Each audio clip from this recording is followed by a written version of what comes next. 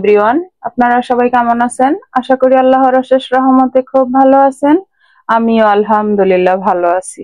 আজকের রেসিপি নারকেলের দুধ চিতই পিঠা। এই শীতের মৌসুমে এই পিঠাটা না খেলে মিস করা হবে, তাই আমি আপনাদের সাথে শেয়ার করলাম।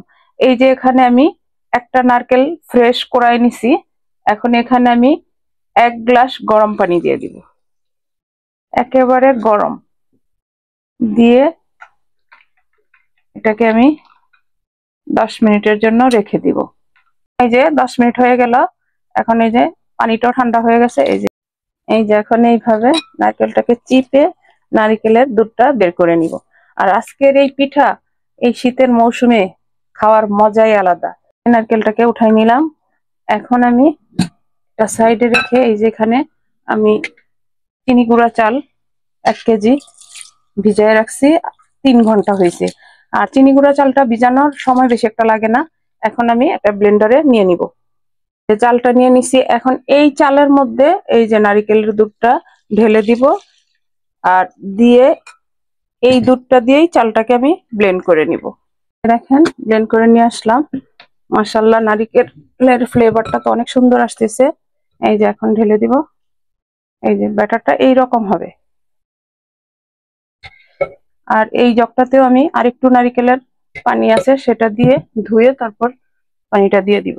এই যে দিয়ে দিলাম, দিয়ে এই চালটাকে এইভাবে দিয়ে দিলাম। একেবারে সহজ, কিন্তু খাইতে তো অসম্ভব টেস্টি। নারিকেলের ফ্লেভারের সাথে এই চিতই পিঠা খাওয়ার মজাই আলাদা। এখন দিয়ে দিব আমি স্বাদ মতো লবণ, দিয়ে ভালোভাবে একটু মিশাই নিব।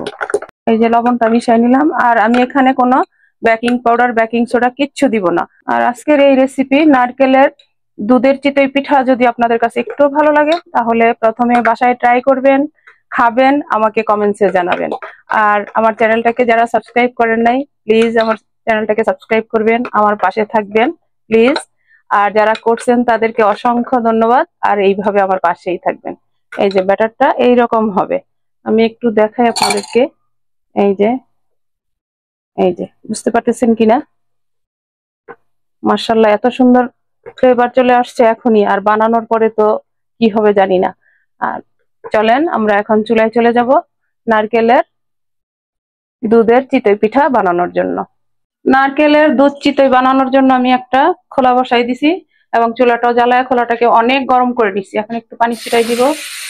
এখন একটু তেল ব্রাশ করে দিব। তো প্লিজ আমার ভাই বোনেরা, এই শীতের মৌসুমে এই পিঠাটা বানায় খেয়ে দেখেন। এখন আমি পিঠাটা দিয়ে দিব। বিসমিল্লাহির রহমানির রহিম। এই যে এখন ঢাকনাটা দিয়ে এই সাইড দিয়ে একটু পানি ছিটাই দিব। এখন পিঠাটা হওয়া পর্যন্ত অপেক্ষা করব। দেখেন মাশাআল্লাহ মাশাআল্লাহ, একেবারে ফুলকো ফুলকো নারকেলের দুধ চিতই পিঠা। এটা খাওয়ার মজাই আলাদা। এই যে দেখেন।